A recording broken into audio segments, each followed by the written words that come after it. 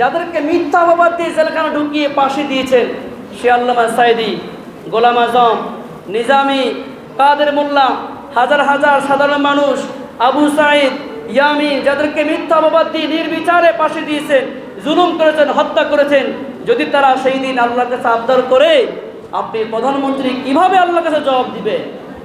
কোনো জবাব থাকবে? যদি আল্লামা সাঈদী বলেন, আপনি যে আমাকে মিথ্যা অপবাদ দিয়েছেন, আমাকে জিনাখোর বানিয়েছেন, আমাকে মানুষের বাড়িঘর ভাঙচুর বানিয়েছেন, সে গোলামী, সাঈদী, নিজামী, তারা যদি আল্লাহর কাছে এভাবে আবদার করে বিচার চায়, কোনো রাষ্ট্রপ্রধান, কোনো রাষ্ট্র ব্যক্তি, কোনো হাউনাঙ্কের, কোনো চোর, কোনো টাকা, তাদের কি কোনো জবাব থাকবে? সেই দিন আল্লাহর কাছে কঠিন বিচারের মুখোমুখি হওয়া লাগবে কি লাগবে না?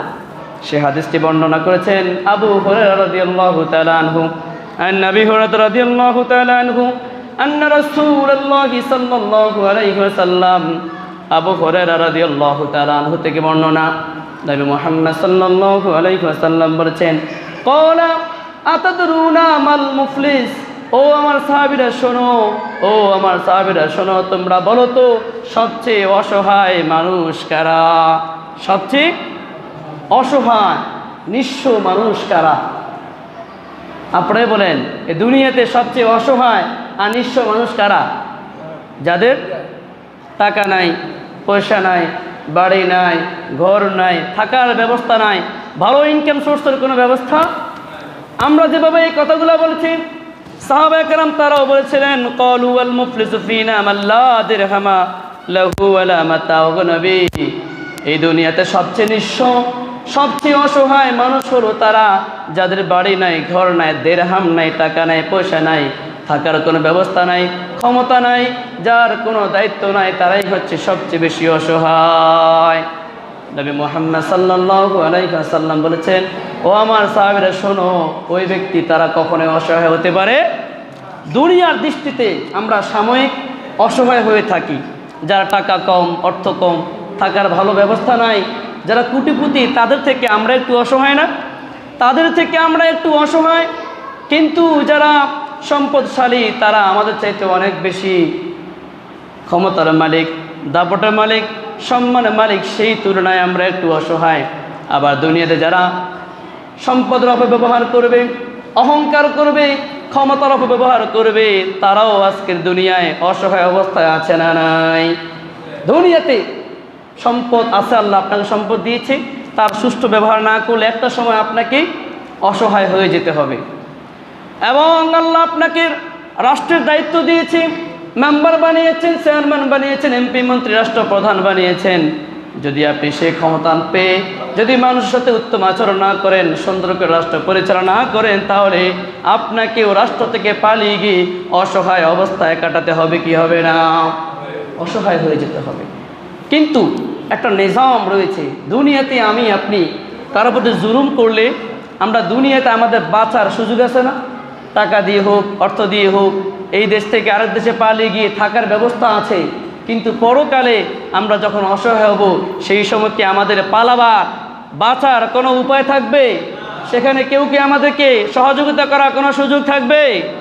এই জন্যে ক্ষমতা, সম্পদ, অহংকার, এই সব কিছু দূর করতে হবে, শুধুমাত্র কেবলমাত্র দুনিয়াতে আল্লাহর জন্যই বাঁচতে হবে ইনশাআল্লাহ। প্রিয় ভাইয়েরা আমার, তাহলে সাহাবায়ে কেরাম বললেন, নবী গো, যাদের সম্পদ নাই, টাকা নাই, পয়সা নাই, বাড়ি নাই, ঘর নাই, দুয়ার নাই, ক্ষমতা নাই, তারাই হচ্ছে অসহায়। নবীজি বলেছেন, না না, তারা অসহায় নয়। ফাকালা ইন্নাল মুফলিসা মিন উম্মতি ইয়াতি ইয়াউমাল কিয়ামাতি বিসলাতিন ওয়া যাকাতিন, বিসলাতিন ওয়া সিয়ামিন ওয়া যাকাতিন। নবী মুহাম্মদ সাল্লাল্লাহু আলাইহি ওয়াসাল্লাম বলেছেন, কিয়ামতের মাঠে আমার এমন কিছু উম্মত হবে যাদের হাজার হাজার নামাজ থাকবে, যাদের জমিন থেকে আকাশ পর্যন্ত আমল থাকবে, রোজা রাখবে, প্রতি বছর রোজা রেখেছে, 60 বছর, 1 বছর রোজা মিস করে নাই, তারপরে হাজার হাজার মানুষকে লক্ষ লক্ষ কোটি কোটি টাকা দান সৎকার করেছে, যাকাত দিয়েছে। এত এত নামাজ থাকার পরে, সিয়াম রোজা থাকার পরে, দান সৎকার থাকার পরে, ভালো কাজ থাকার পরেও কিয়ামতের মাঠে আমার এমন কিছু উম্মত আছে, তারা এত নেকি নিয়ে উঠবে, এরপরও তারা অসহায় হয়ে যাবে। বলি না আউযুবিল্লাহ। আল্লাহ আপনি আমাদেরকে এই অসহায়তা থেকে আল্লাহ আপনি আমাদেরকে বাঁচান। তাকে বুঝতে পেরেছেন, নামাজ থাকবে, সে নামাজ পড়েছে, সিয়াম রোজা রেখেছে, যাকাত দিয়েছে, কিন্তু এরপরও কিয়ামতের মাঠে সে কি হয়ে যাবে? অসহায় হয়ে যাবে। সেখানে সে পালাবার কোনো সুযোগ পাবে? কারো কাছ থেকে সহযোগিতা করার কোনো সুযোগ সে পাবে? প্রিয় ভাইয়েরা আমার, সাহাবা একরাম বলেছেন, ওগো নবী, কেন তারা অসহায় হয়ে যাবে? তারা তো নামাজ পড়েছে, ভালো কাজ করেছে, হজ করেছেন, হাজি সাহেব, গাজী সাহেব, ইমাম সাহেব, মুফতি সাহেব, মেম্বার সাহেব, চেয়ারম্যান সাহেব, রাষ্ট্রপ্রধান, এত এত ভালো কাজ করার পরেও কেন তারা কিয়ামত মাঠে অসহায় হয়ে যাবে? নবী মুহাম্মদ সাল্লাল্লাহু আলাইহি ওয়াসাল্লাম বলেছেন, যখন বিচার কার্যালয় শুরু হয়ে যাবে, মানুষরা তাদের নামাজের হিসাব দিবেন, যাকাতের হিসাব দিবেন, নফল নামাজের হিসাব দিবেন, সকল হিসাব দেওয়ার পরে সে জান্নাতের জন্য চলে যাওয়ার জন্য সে উপক্রম হবে, সে জান্নাতের পথে রওনা দিবেন। এমন সময় এক ব্যক্তি এসে বলবে, ওগো আল্লাহ, আপনি সূরা জিলজালে বলেছেন, ফামান ইয়ামাল মিসকালা যাররাতিন খায়রান ইয়ারা ওয়া মান ইয়ামাল মিসকালা যাররাতিন শাররান ইয়ারা। ওগো আল্লাহ রাব্বুল আলামিন, আপনি কোরআনে বলেছেন, আপনি প্রত্যেকটা মানুষের ভালো কিংবা মন্দ সে যাই করেছে তার পরিপূর্ণ হিসাব দিবেন এবং পরিপূর্ণ বিচার করবেন।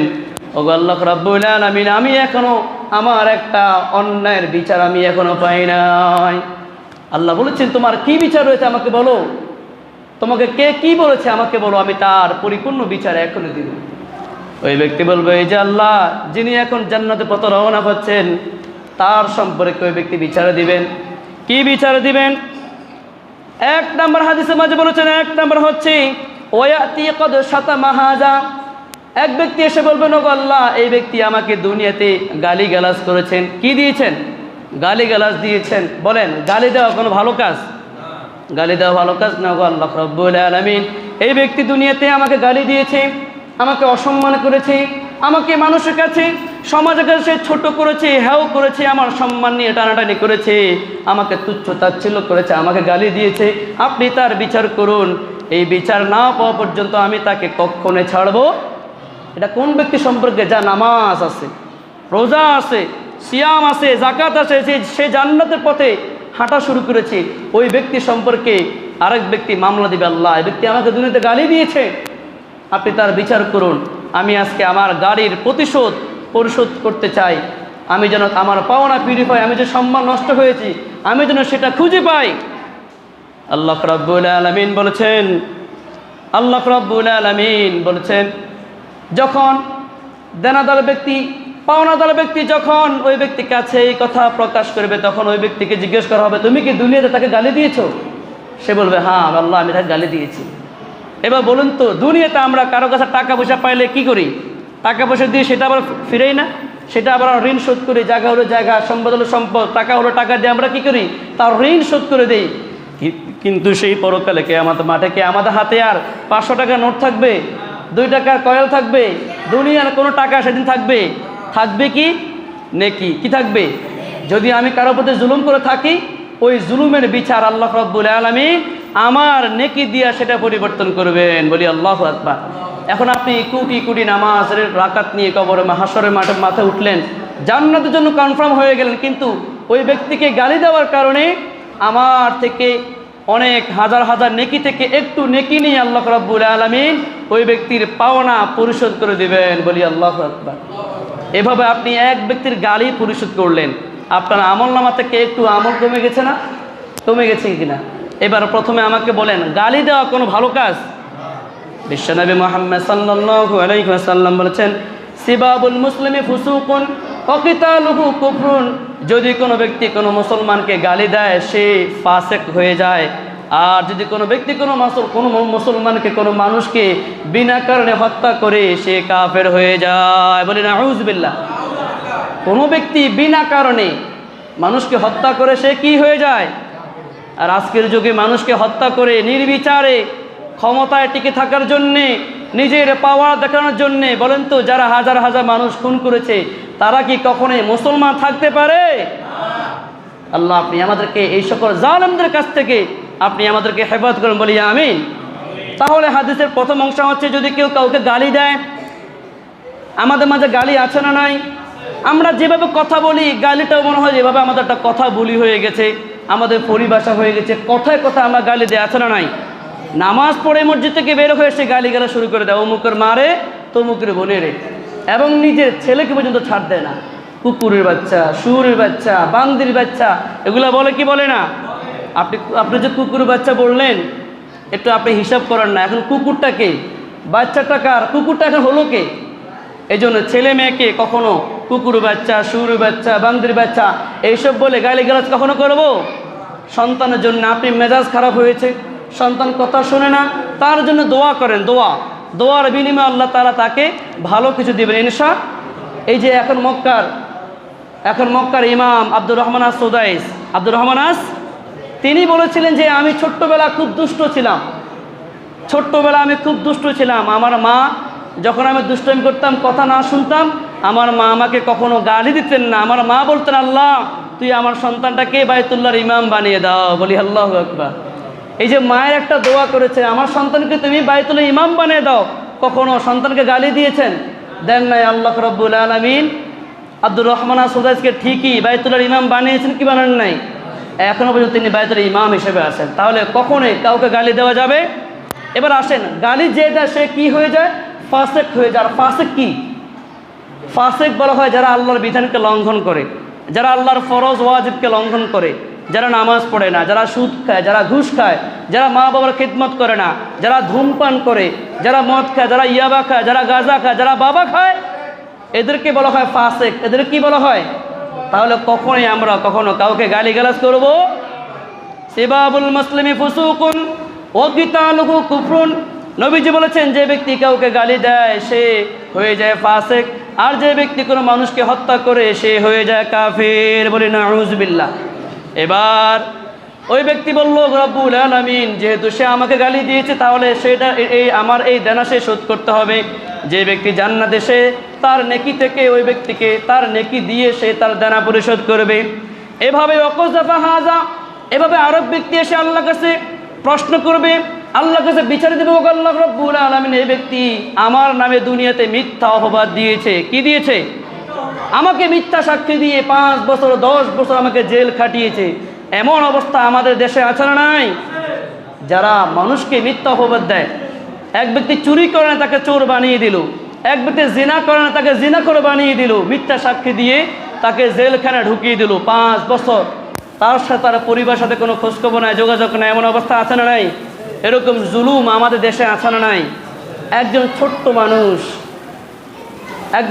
মানুষ রফিকুল ইসলাম মাদানী, আপনারা অনেকে জানেন, ফেসবুকে ইউটিউবে দেখেছেন, তারা অনেক বয়ান রয়েছে। সে বলেছিল, আমি ওই রাষ্ট্রপ্রধানকে মানি না যে রাষ্ট্রপ্রধান ইসলাম মানে না, আমি ওই রাষ্ট্রপতিকে মানি না যে রাষ্ট্রপতি ইসলাম মানে না, তাকে আমি মানি না। এবং যখন ভারতের প্রধানমন্ত্রী মোদি বাংলাদেশে এসেছেন, সেই সময় তারা আন্দোলন করেছিলেন। এরকম বিভিন্ন আন্দোলন, মিছিল মিটিং করার কারণে রফিকুল ইসলাম মাদানীকে এবং আরও অনেক আলেম, মামুনুল হক সাহেব সহকারে আরও অনেক আলেমকে জেলখানায় ধরে নিয়ে গিয়েছিল। এমনভাবে ধরে নিয়ে গিয়েছে যেন তারা রাষ্ট্রের সম্পদ চুরি করেছে। এভাবে গলায় হাত দিয়ে, গলা ধরে, জামা ধরে, কান ধরে শুয়ে ফেলে দিয়ে এভাবে অসম্মানজনকভাবে তাদেরকে ধরে নিয়ে গিয়েছে না? কে? সেই হাউন আঙ্কেল, নাম শুনেছেন আপনারা? সেই হাউন আঙ্কেল জেলখানায় রফিকুল ইসলাম মাদানীকে, তার সাথে তাকে উলঙ্গ করে, এই কথাগুলো ভাইরাল হয় নাই। রফিকুল ইসলাম মাদানী জেল থেকে বের হওয়ার পর তিনি তার কিছু মানুষকে বলেছিলেন যে আমাকে জেলখানার ভিতরে উলঙ্গ করে নর্তকী বিভিন্ন নারীদের সাথে ছবি তুলে আমাকে তারা বিভিন্নভাবে হেয় প্রতিপন্ন করেছে। এই যে মিথ্যা অপবাদ দিয়েছেন দুনিয়াতে, আপনি মিথ্যা অপবাদ দিয়েছেন, কিন্তু রফিকুল ইসলাম মাদানীর কোনো সম্মান কমেছে? বরঞ্চ তার সম্মান বাড়িয়ে দিয়েছেন কে? কিন্তু সেই হাউন আঙ্কেল, তার সম্মান কমেছে না বেড়েছে? আল্লাহ রাব্বুল আলামিন তার ইজ্জতকে গোটা মানুষের কাছে পানসার করে দিয়েছেন কি দেন নাই? গোটা বিশ্বের মানুষ তার ইজ্জত দেখেছে। এই জন্যে কখনোই কোনো ব্যক্তিকে মিথ্যা অপবাদ দিয়ে জেলখানায় এসে মিথ্যা সাক্ষী দিয়ে জেলখানায় ঢুকানো যাবে? এবার সেটা যেই হোক, আমি ইমাম হই, আপনি মুসল্লি হন, সাধারণ মানুষ হোক, মেম্বার হোক, চেয়ারম্যান হোক, রাষ্ট্রপ্রধান হোক, যাদেরকে মিথ্যা অপবাদ দিয়ে জেলখানা ঢুকিয়ে ফাঁসি দিয়েছেন, সে আল্লামা সাঈদী, গোলাম আজম, নিজামী, কাদের মোল্লা, হাজার হাজার সাধারণ মানুষ, আবু সাঈদ, ইয়ামিন, যাদেরকে মিথ্যা অপবাদ দিয়ে নির্বিচারে ফাঁসি দিয়েছেন, জুলুম করেছেন, হত্যা করেছেন, যদি তারা সেই দিন আল্লাহর কাছে আবদার করে, আপনি প্রধানমন্ত্রী কিভাবে আল্লাহর কাছে জবাব দিবে? কোনো জবাব থাকবে? যদি আল্লামা সাঈদী বলেন, আপনি যে আমাকে মিথ্যাভাবে দিয়েছেন, আমাকে জিনাখোর বানিয়েছেন, আমাকে মানুষের বাড়িঘর ভাঙচুর বানিয়েছেন, সে গোলামি সাঈদী নিজামী তারা যদি আল্লাহর কাছে এভাবে আবদার করে বিচার চায়, কোনো রাষ্ট্রপ্রধান, কোনো রাষ্ট্র ব্যক্তি, কোনো হাওড়াঙ্কের, কোনো চোর, কোনো টাকা, তাদের কি কোনো জবাব থাকবে? সেই দিন আল্লাহর কাছে কঠিন বিচারের মুখোমুখি হওয়া লাগবে কি লাগবে না? এই হাদিসের ভাষ্য হচ্ছে, এমন অনেক মানুষ থাকবে যাদের হাজার হাজার নামাজ থাকবে। আপনারা যে শুনেছেন না, এই যে নারায়ণগঞ্জের স্বামী মোস্তার, সে বলেছিল আমি দৈনিক 80 রাকাত নামাজ পড়ি। কয় রাকাত? 5 ওয়াক্ত নামাজ পড়তে আমাদের কষ্ট হয়ে যায়, উনি দৈনিক 80 রাকাত নামাজ পড়ে। এই 80 রাকাত নামাজের হিসাব কেমনে পড়ছেন? উজু করে পড়েছেন না উজু ছাড়া পড়েছেন? তারও জবাব দেওয়া লাগবে না? আল্লাহর বিধান মেনে আপনাকে নামাজ পড়তে হবে। আপনাকে আল্লাহ সম্মান দিয়েছেন, ক্ষমতা দিয়েছেন, সেই ক্ষমতারও সুস্থ বিচার সুস্থভাবে পরিচালনা না করলে তারও জবাব দেওয়া লাগবে কি লাগবে না? ক্ষমতা দেন কে? সম্মান দেন কে? সে আল্লাহ কি এখন আছে না নাই? এই যে আল্লাহ বলছেন পরকালে মানুষ এত অসহায় হয়ে যাবে। আজকের দুনিয়াতে এমন অনেক হাজার মানুষ রয়েছে সম্পদ হারিয়ে, ক্ষমতা হারিয়ে, তারা অসহায় অবস্থা আছে না নাই? প্রিয় ভাইয়েরা আমার, তাহলে 2 নম্বর এই কাজ, যারা মিথ্যা সাক্ষী দেবে, যারা মিথ্যা সাক্ষী দেবে তাদেরকেও আল্লাহর কাছে কঠিন বিচারের মুখোমুখি হতে হবে। প্রিয় ভাইয়েরা আমার, এই হাদিসের 2টা পয়েন্ট আমি বলেছিলাম।